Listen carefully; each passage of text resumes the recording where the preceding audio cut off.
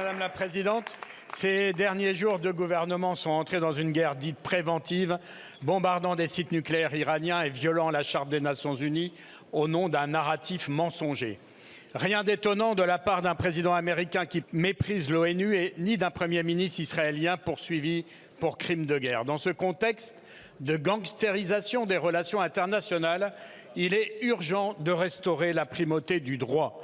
Membre permanent du Conseil de sécurité, la France a un rôle crucial et ne peut s'en remettre à une Union européenne discréditée par son deux poids, deux mesures.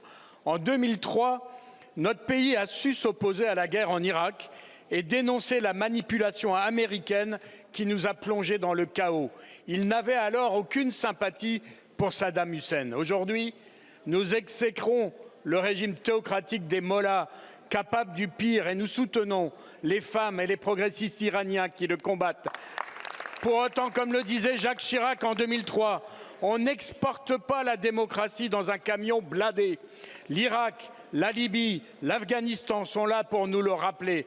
Contre la loi du plus fort, la France doit condamner sans ambiguïté cette agression illégale et exiger le respect du droit international.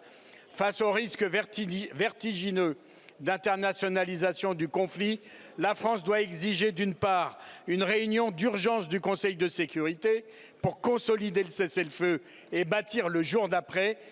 Et elle doit exiger également des négociations multilatérales pour obtenir, sous l'égide de l'AIEA, le respect par l'Iran de ses obligations nucléaires.